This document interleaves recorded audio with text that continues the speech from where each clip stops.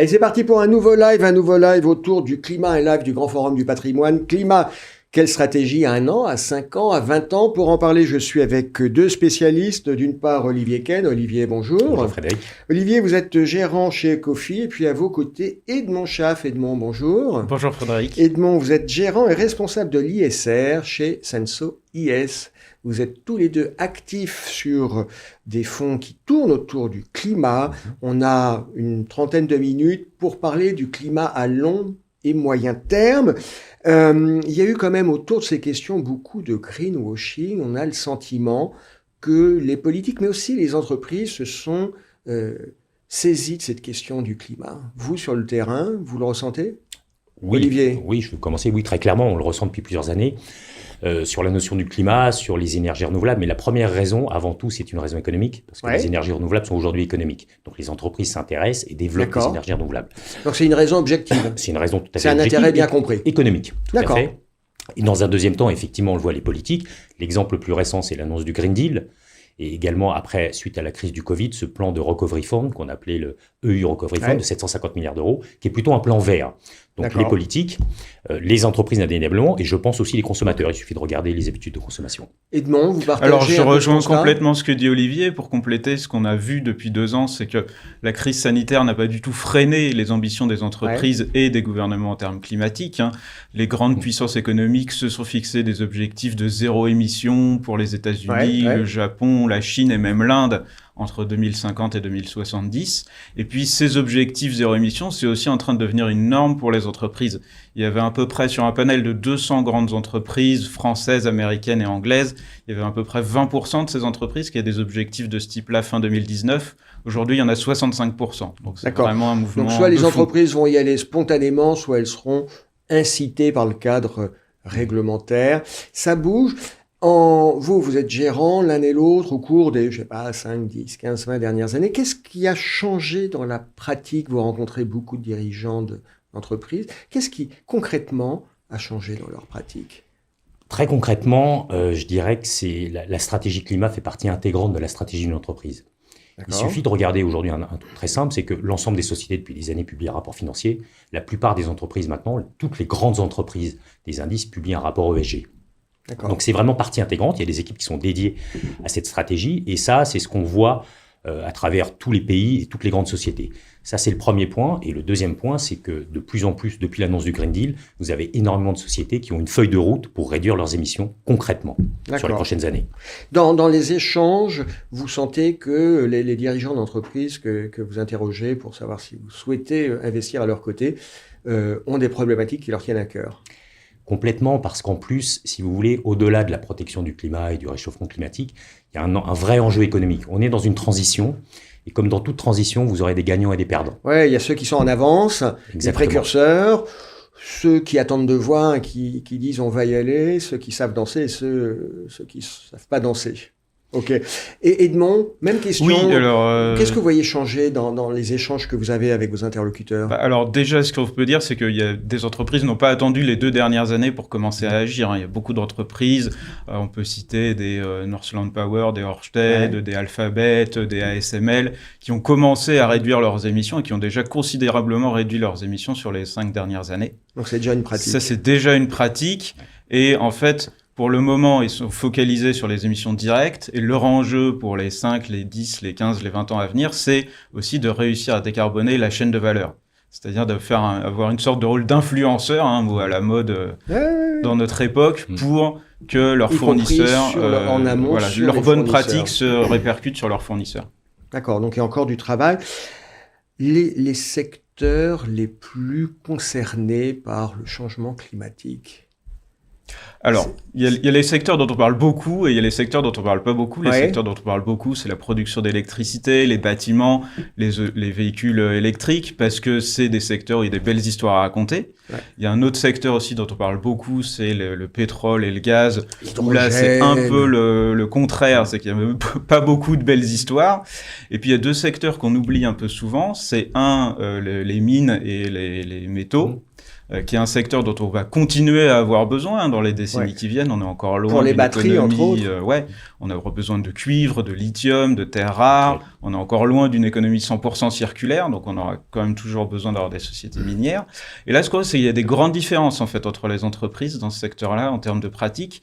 On a des sociétés, par exemple, comme Norsk Hydro, qui a aujourd'hui une grosse part de son énergie utilisée pour produire de l'aluminium qui est sourcé à partir d'énergies renouvelables, donc a réussi à faire baisser son empreinte carbone et encore de 10% là, sur les 3 dernières années. Et puis à l'inverse, on a d'autres sociétés, je pense par exemple à un Barrick Gold, qui est une société qui produit de l'or. Pas encore beaucoup investi sur ces questions-là, et pourtant l'or, c'est une empreinte.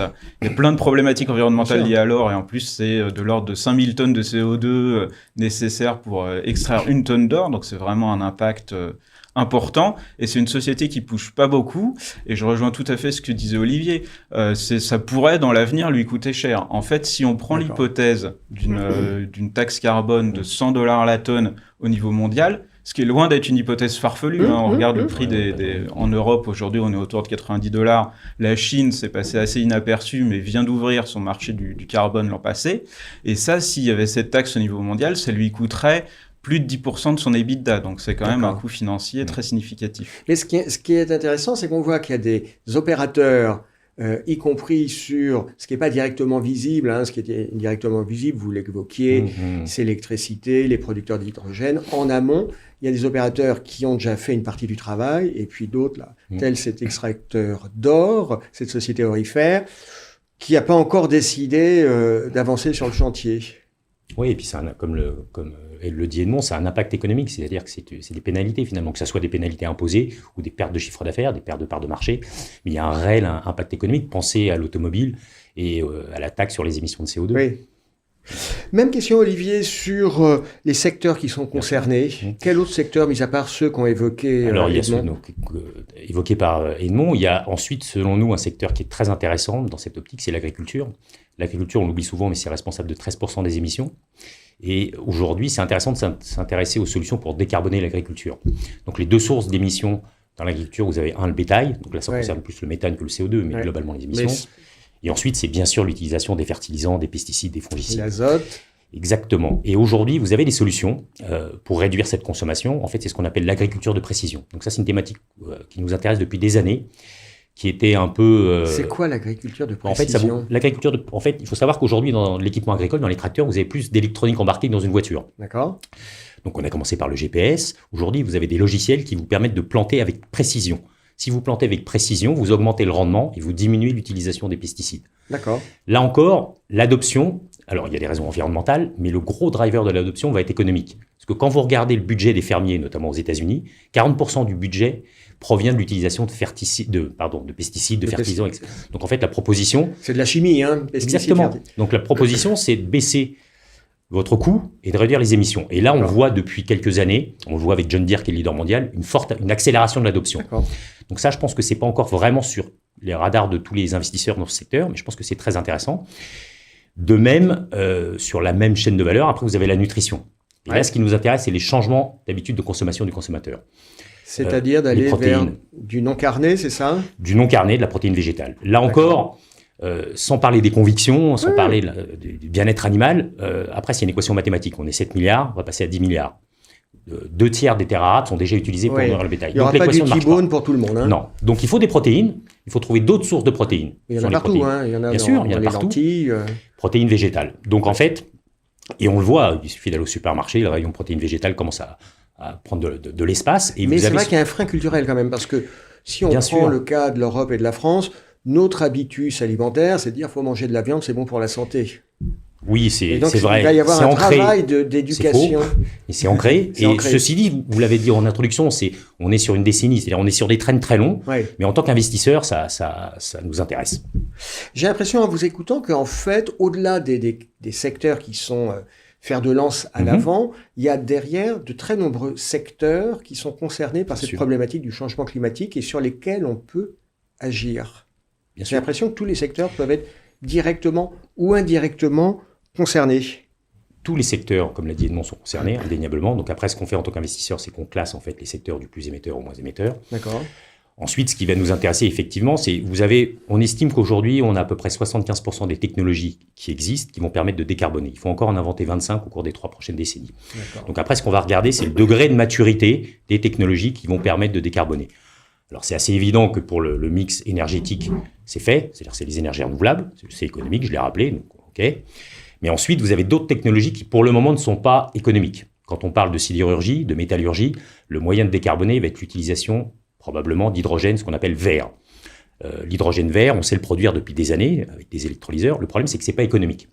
Donc pour le moment, la technologie n'est pas mature, il va falloir la rendre économique. On pense, c'est ce qu'on appelle, c'est les effets d'échelle qui vont permettre de le rendre économique, comme dans le solaire, comme dans l'éolien. Donc aujourd'hui, c'est pas rentable. On a besoin des pouvoirs publics pour le financer. Il faut du volontarisme. Il faut des subventions. Initier un mouvement. Et les effets d'échelle feront le reste. Et ça deviendra économique. Et à ce moment-là, vous avez une accélération de l'adoption. Il y a un point que j'aimerais qu'on aborde, parce que cette problématique du climat, c'est pour les entreprises une opportunité, mais vous parliez d'agriculture intelligente ou micro-organisée avec des capteurs, etc. Ça permet d'économiser sur les intrants, sur les pesticides, etc. Mais en même temps, il faut le tracteur intelligent, donc c'est aussi un coût. Donc le climat, on nous dit, ouais, ça peut être une opportunité pour les entreprises, mais je crois que c'est vous, Edmond, qui évoquiez tout à l'heure le cas d'une valeur d'une société orifère, qui semble pas encore décidée à investir pour réduire ses externalités, ça a un coût. Tout à fait. En fait, alors déjà, c'est évidemment une opportunité pour tous les secteurs dont on a parlé, le renouvelable, l'efficacité énergétique, les véhicules électriques, l'hydrogène. C'est probablement des croissances très fortes dans les décennies qui viennent. On pourrait même dire des croissances à 2 chiffres du chiffre d'affaires. Donc ça, ces secteurs-là, c'est clair que c'est une opportunité pour eux. Pour les autres entreprises, ça reste, à notre sens, une opportunité de s'adapter parce que aujourd'hui, comme l'a dit Olivier, les technologies sont matures. Donc c'est-à-dire que vous adoptez ces technologies-là, en fait, vous allez faire des économies sur vos postes de coûts, de consommation d'énergie. Même aujourd'hui, avec le prix de l'énergie qui est en train d'exploser un peu partout, en fait, vous pouvez rentabiliser très vite des investissements dans de l'efficacité énergétique ou dans du renouvelable, parce que le renouvelable, vous avez la visibilité sur le coût pour les 20 prochaines années. Et puis aussi, il y a une autre source de coût pour les entreprises dont on ne parle pas beaucoup, qui est celle liée là, non pas à la transition énergétique, mais liée au changement climatique en lui-même, avec la multiplication d'événements climatiques extrêmes, de type stress hydrique, inondations, à l'inverse, etc. Et ça, ça peut représenter potentiellement un vrai coût pour les entreprises, parce que si vos sites de production ou ceux de vos fournisseurs ne sont pas localisés au bon endroit, vous êtes malheureusement victime d'événements climatiques extrêmes, vous pouvez ne plus être capable de fournir vos clients pendant un certain temps, vous allez vous faire piquer des parts de marché par vos concurrents qui, eux, ont réfléchi à cette problématique-là. Donc, effectivement, il y a à la fois des coûts et des opportunités pour les entreprises et pour toutes les entreprises, encore une fois. Olivier, vous voulez compléter? Oui, juste quelques chiffres. Je suis complètement d'accord. Après, bien sûr, un investissement, on estime que c'est plusieurs trillions par an pendant les 30 prochaines décennies, à la fois financement public et privé. Après, il faut juste rappeler que c'est pas une mauvaise chose pour une société d'investir. Bien au contraire. Après, la question quand on investit, c'est pas tant l'investissement, c'est le retour sur investissement. Quand on parle on a mentionné les semi-conducteurs, on a mentionné ASML tout à l'heure. ASML, c'est un équipementier. Ils font de la lithographie, ce qui vous permet de graver des puces. ASML est aujourd'hui leader mondial. Ils ont un monopole sur les nouvelles technologies. Ce monopole provient d'un investissement qui s'est fait sur les 10 dernières années. Et le cours de bourse est multiplié par 7. Donc en fait, oui, la question qu'il faut se poser, c'est bien sûr le montant de l'investissement, le financement de cet investissement, mais les retours futurs de cet investissement. Est-ce qu'il n'y a pas une question... je pense que ça concerne les dirigeants, mais ça concerne aussi les investisseurs de temporalité. C'est-à-dire que quand on parle de climat, on est sur des cycles longs. C'est en décennies, c'est 10 ans, c'est 20 ans, c'est 50 ans, parce qu'il y a des mécanismes qui s'enclenchent. Puis quand on parle agir, souvent ça impacte le bas de bilan l'année X. Est-ce que les investisseurs boursiers, les particuliers, arrivent à comprendre on investit aujourd'hui, que le cours de bourse aujourd'hui c'est important, mais il y a aussi le futur que construit ou que ne construit pas l'entreprise avec des bénéfices dans 5 ans ou dans 10 ans ou dans 15 ans. Et puis aussi pour le dirigeant d'entreprise qui parfois peut lui aussi avoir une vision un petit peu court-termiste en disant moi mon bonus il est calé sur les bits. Donc, mon intérêt personnel à court terme pour mon bonus 2022, c'est pas d'investir pour 2030. C'est ces temporalités. Comment vous faites, vous, en tant que gérant, parce qu'il y a un travail de pédagogie à faire aussi, j'imagine, en interne, auprès des équipes, auprès des commerciaux, pour qu'ils... Alors déjà, nous, en tant que gérants, ce décalage en fait entre les marchés qui se focalisent beaucoup sur les événements de court terme et le fait de penser à long terme peut en fait nous permettre de saisir certaines opportunités. Je pense typiquement à ce qui s'est passé sur les 18 derniers mois, par exemple, sur les producteurs de turbines éoliennes, qui ont souffert au niveau de leur marge de la hausse des coûts des matières premières. Donc les cours de bourse ont baissé sensiblement, mais quand on connaît la visibilité et la croissance future de ce secteur-là, on peut se dire que c'est vraiment des opportunités pour renforcer ce type de valeur. Il y a un trend de fond qui fait que même s'il y a un peu de volatilité... Voilà, en fait, même si on peut en profiter en fait, de cette volatilité-là, nous, pour construire des positions avec toujours cette vision sur un horizon long. Et la deuxième question, c'est de se dire, OK, le long terme, oui, le changement climatique, c'est une problématique à long terme, mais finalement, quand est-ce qu'il va se matérialiser? Quand est-ce qu'il va devenir une problématique de court terme? Ça, on n'en sait rien du tout. Ça peut arriver très vite. Les événements climatiques dont on parle, là, ils commencent déjà à se produire et donc ils peuvent se matérialiser n'importe quand pour une entreprise. Et du coup, c'est important d'être préparé pour le cas où ces événements se matérialisent. On sait en fait pas quand ils vont arriver, mais nous, on sait que dans notre portefeuille, on a fait notre best effort pour être le mieux préparé possible à la matérialisation de ces événements, à l'arrivée de ces événements. Ce qui demande un peu une certaine discipline, une certaine conviction. Il faut entraîner les équipes. Ça demande de la discipline, ça demande de la rigueur, de la concentration. Après, c'est vrai que c'est la problématique de ce métier. C'est-à-dire que l'investissement en bourse, il faut le rappeler, c'est un investissement sur 10 ans. Ouais. C'est censé être sur 10 ans, 15 ans. Après, on est jugé au jour le jour, la volatilité des marchés. Donc après, vous avez des séquences. Il y a des séquences où finalement, ce qui domine, c'est la macro, ce qu'on connaît en ce moment depuis le début de l'année. Et il y a des séquences où c'est plutôt la micro. Quand vous regardez sur longue période, c'est la micro qui fait la valorisation des boîtes. C'est pas l'environnement. Alors, l'environnement macro influe, mais la grosse partie de la valorisation, c'est la micro. Donc, il faut se concentrer là-dessus. Il faut faire un peu de pédagogie, c'est vrai. Il faut surtout, vous mentionnez la problématique des dirigeants. Il faut échanger et rencontrer régulièrement les entreprises dans lesquelles on a investi. C'est pour ça que nous, on aime bien des équipes stables, pour les problématiques que vous avez mentionnées sur les bonus, notamment. On aime bien connaître la politique de rémunération des dirigeants et de les accompagner. Voilà. Après, on passe beaucoup de temps en amont à sélectionner les valeurs, à les suivre. Et après, effectivement, il faut se concentrer. On ne peut jamais occulter la macro, bien entendu, dans ces métiers. Mais voilà, il faut, je pense, se concentrer sur les sociétés dans lesquelles on investit. Le climat, alors je crois que c'est Edmond qui évoquait le fait qu'il y a des événements climatiques qui montrent qu'il y a un vrai sujet. Tout le monde en est d'accord. C'est vrai qu'il y a eu un peu du déni pendant un certain temps.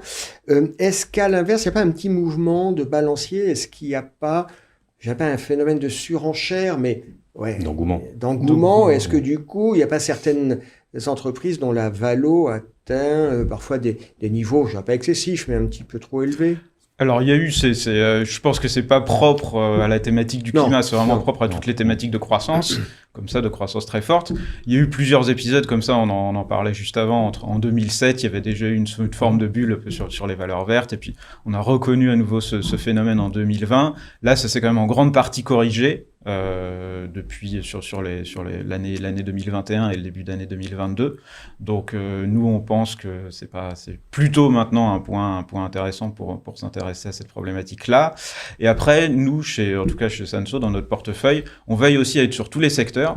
Donc ça veut dire pas être juste sur les valeurs très à la mode, vertes, de l'hydrogène, du renouvelable, etc. Être bien diversifié. Et finalement dans notre portefeuille, on a une valorisation qui est en ligne avec celle du MSCI World. Et d'ailleurs, on n'a pas particulièrement souffert des rotations. Donc, on a aussi cette logique de construction de portefeuille et de discipline en termes de valorisation. Ce que je retiens, un de vos messages, Edmond, c'est de dire, bah oui, il y a de la volatilité, mais dès lors qu'on va sur les marchés, on accepte de s'exposer à la volatilité, quoi. Sinon, faut faire autre chose. C'est un peu ça. Tout à fait. Oui, c'est vrai. On peut juste rajouter qu'il y a un effet flux indéniable. On parlait d'effet de mode. Ouais. Avec les ETF, tout le monde le sait. C'est vrai que la forte hausse de valorisation du secteur en 2019 et surtout en 2020 a été aussi liée à ça. C'est-à-dire que les ETF climat sont les ETF qui ont le plus collecté en 2020. Quand un ETF collecte, il doit investir. Je dirais qu'après, ce qui est intéressant en termes d'opportunité, c'est que finalement, l'ETF va acheter quand ça monte et vendre quand ça baisse, par construction. Nous, on essaie plutôt de faire l'inverse. Donc, on peut avoir des opportunités dans cette volatilité. Olivier, vous évoquiez les flux. Est-ce qu'on peut parler des investisseurs, alors que ce soit les investisseurs individuels, ceux qui ont investi sur les fameux ETF climat, là, on dit ça fait des flux, hein. Et puis aussi les investisseurs professionnels, parce que vous, en tant que gérant, vous êtes un investisseur professionnel, vous avez aussi un rôle auprès des entreprises, puisqu'à un moment, vous êtes en contact avec les dirigeants, vous leur apportez un feedback sur ce qui vous semble être conforme à l'objet social de l'entreprise, le fait d'investir pour l'avenir, ou au contraire, on a le sentiment que les gars laissent passer le train sans monter dedans. Oui, tout à fait, mais en fait, on peut le faire par différentes façons. Je le disais, on rencontre pas mal de sociétés. Nous, chez Ecofi, on voit à peu près une société par jour. Donc après, il y a différentes possibilités de faire passer le message. Le premier, c'est d'instaurer un dialogue lors de ces entretiens, en mettant en avant effectivement les indicateurs qui nous intéressent, que ce soit pour l'environnement, mais pour le social, pour la gouvernance. Le deuxième moyen, c'est de donner son avis, c'est-à-dire de voter. Chez Ecofi, l'année dernière, je crois qu'on a participé à peu près à 300 assemblées générales. De voter et pas systématiquement voter oui. Nous, je pense qu'on a un taux de refus qui est de l'ordre de 38%, donc c'est la double des sociétés de gestion. Donc des résolutions, vous dites non. On dit non, donc c'est un moyen de faire entendre sa voix, mais ça soit un institutionnel ou un particulier, c'est le principe. Et puis, encore une fois, nous, on croit beaucoup au dialogue. Tout le monde est embarqué sur la même voie. Après, effectivement, il y a des sociétés qui sont en avance, d'autres qui sont en retard, et c'est vrai que les entretiens avec nos équipes ISR peuvent leur permettre d'améliorer la transparence, d'améliorer la communication et les actions. Oui, parce qu'effectivement, tout le monde vote, mais entre le particulier qui a 10 actions et puis le gérant qui a 20 000 actions, on peut se dire que le poids du gérant est un petit peu plus lourd. En effet, c'est l'avantage du gérant, c'est que quand il contacte l'entreprise, et c'est notre cas, je rejoins tout à fait ce que dit Olivier, on a des contacts réguliers avec les entreprises. Les entreprises, en général, leur répondent à nos questions, déjà, pour commencer. Pour vous prendre un exemple, on a écrit... Alors, déjà, on sélectionne, bien sûr, des entreprises qui ont quand même des politiques climat un petit peu avancées, mais on a écrit, par exemple, à Nike, qui avait raté ses objectifs de réduction d'émissions pour l'année 2020, pour comprendre ce qui s'était passé, pourquoi, et qu'est-ce qu'ils comptaient faire pour corriger le tir et atteindre leur objectif 2025. Ils répondent. On a eu un échange avec eux, vidéoconférence, etc. C'est convaincant ou c'est juste... Alors là, dans le cas présent, c'était convaincant. On a eu d'autres sociétés, par exemple, comme Equinix, qui est une société qui a d'hébergement de serveurs, notamment, où là, c'était sensiblement moins convaincant. Donc, on a quand même gardé la position, mais on a mis sous surveillance un peu plus importante. Ok, il y a un vrai dialogue. C'est-à-dire, quand vous avez une question, vous écrivez aux gens, on ne comprend pas, il y a 5 ans ou il y a 3 ans, vous aviez annoncé X, Y, Z, et puis il y a un décalage entre ce que vous aviez annoncé et la réalité. Et donc là, l'entreprise répond, et puis vous jugez, entre guillemets, sur pièce, en disant, bah oui, ok, on a compris pourquoi il y avait ce décalage, ou bah, on n'est pas convaincu. Exactement. Et là, on met sous observation. Exactement. Soit on met sous observation, soit on vend. C'est vraiment, on n'est pas convaincu du tout. Qui est la sanction ultime quand on vend, c'est qu'on se dit, oh là là, ça arrive souvent. On se dit, oh là là, il y a une dissonance cognitive, on avait mis ça en portefeuille il y a 3 ans, 5 ans, on a fait un bout de chemin, et puis là, on a l'impression que le chemin arrive à son terme. Ça peut arriver. Chez Ecofi, ça arrive pas. C'est arrivé notamment avec des fois l'apparition de controverses. Oui. Volkswagen, c'était pas le cas chez Ecofi, mais Volkswagen est un bon exemple. Donc il y a des controverses qu'on maîtrise pas nécessairement. Donc ça peut arriver. Après, c'est pas fréquent. Voilà, dans l'ensemble, c'est pas fréquent parce qu'on a vraiment il y a un travail en amont, encore une fois, qui est fait pour déjà sélectionner les sociétés qui ont ce qu'on appelle les meilleures pratiques. Après, on n'est jamais à l'abri d'un accident, mais auquel cas, comme l'a dit Edmond, on vend la position. Ok. Il y a un thème que j'aimerais qu'on aborde. On a parlé des secteurs. On disait, il n'y a pas que les secteurs qui sont front, auxquels on pense spontanément, les fabricants de panneaux solaires, l'hydrogène, etc. Il y a aussi des secteurs de deuxième niveau, l'agriculture, etc. Est-ce qu'on peut parler des entreprises ou des secteurs émergents, c'est-à-dire qui ne sont pas encore sur les radars, qui peuvent être des entreprises qui ne sont pas encore cotées, qui sont peut-être cotées, mais qui ne sont pas encore sur les radars, dont vous dites, ces entreprises, à terme, dans 2 ans, dans 5 ans, dans 10 ans, ça va rentrer dans notre univers investissable. Parce que directement ou indirectement, ça a à voir avec le climat. Vous voyez le sens de la question ? Oui, bien sûr. En même temps, je comprends que vous n'avez pas nécessairement envie de partager toutes vos convictions et d'ouvrir complètement le capot. Non, bien sûr. Après, c'est ce que je disais tout à l'heure. En fait, on a 75% des technos qui sont déjà existantes. Donc, il reste 20-25% de choses qui vont émerger. Exactement, ça répond à votre question. Donc, c'est la partie qui nous intéresse, qui n'est pas mature. Je peux citer quelques exemples. Je parlais tout à l'heure de la nutrition. Donc, il y a la nutrition, il y a les protéines végétales. On va avoir la viande en laboratoire. On commence à l'avoir. Alors, c'est pas du tout économique. C'est là au stade vraiment, pas de recherche puisque ça a été fait déjà, mais c'est très tôt, on va dire. Ouais. Mais on est assez convaincu que ça va se développer. Il n'y a pas, à ma connaissance, pas de véhicule boursier pour l'instant pour le jouer, mais c'est quelque chose qu'on regarde de près. Ensuite, autour de l'énergie, oui, vous avez pas mal de choses. Donc le stockage qui commence maintenant à devenir sur le devant de la scène, mais derrière, il y a encore pas mal de technologies sur les stations de recharge aussi, comment on va pouvoir charger son véhicule électrique plus rapidement. Là encore, il y a des technologies, des nanotechnologies qui sont aujourd'hui en développement, notamment en Asie. On n'a pas encore le moyen de le jouer en côté, mais c'est des choses qu'on met sous veille. Ok, qui sont sous veille, qui ne sont pas encore sur les radars, mais exactement. On prend du temps pour voir ce que font ces gens-là. Exactement. Et en se disant, et à un moment ou à un autre, on va croiser leur chemin. Oui. Et sur ces sujets-là, j'attirerais l'attention peut-être des investisseurs qui nous regardent sur deux sujets. C'est sur ces technologies qui émergent, c'est l'intérêt aussi de passer par des professionnels de l'investissement, parce que typiquement sur des technologies comme ça, c'est difficile de les identifier. Ensuite, c'est parfois des technologies qui ont de très belles perspectives en termes de développement en volume. En revanche, il faut que les prix baissent de façon considérable, et du coup, le parcours boursier des entreprises risque d'être très chahuté. On l'a vu dans le solaire, on le reverra peut-être notamment avec l'hydrogène vert par exemple. Donc voilà, ça c'est premier sujet. Et deuxième sujet, nous, Olivier parlait de la viande de laboratoire, nous ça nous interpelle aussi sur les entreprises qui existent et qui risquent d'être disruptées par ces nouvelles technologies. Typiquement dans le domaine agroalimentaire, les entreprises aujourd'hui qui produisent des protéines animales, qui sont des Tyson Food, des GBS, des choses comme ça, ils n'ont pas du tout de programme d'investissement pour développer l'alternative. Donc si un jour ça bascule, si un jour il y a en face une viande synthétique qui existe et puis que la clientèle bascule là-dessus, leur business risque d'en souffrir. On sait que l'adoption, elle est en général toujours beaucoup plus rapide que ce qu'on avait anticipé. Voilà, le courbant S. Et du coup, ça peut aller très très vite, ça peut coûter très vite, très cher à ces entreprises. Oui, c'est intéressant ces phénomènes d'adoption. Parfois, il ne se passe rien pendant des mois, des trimestres. Et puis après, en l'espace de quelques mois, ça bascule. C'est très intéressant, surtout quand on regarde historiquement sur les innovations, ce qu'on appelle les disruptions, ça suit la même courbe, cette courbe en S en fait. Vous avez une adoption qui est lente au début et vous avez un point d'inflexion et là, ça part en S. Une accélération. Pensez aux véhicules électriques. Le point d'inflexion, ça sera quand les véhicules électriques seront à parité en termes de prix d'achat par rapport. Aujourd'hui, c'est 5% de taux de pénétration. Personne n'avait prévu ça en 2022. Et on n'est pas, de notre point de vue, pas très loin. Quand ça va devenir économique, l'adoption va exploser. Allez, on arrive à la dernière ligne droite, même le terme bientôt de notre table ronde, de notre live consacré climat, quelle stratégie, 1 an, 5 ans, 20 ans. On peut parler un peu, vous êtes l'un et l'autre gérant, on peut dire quelques mots, vous pouvez dire quelques mots sur le fonds que chacun vous gérez de votre côté.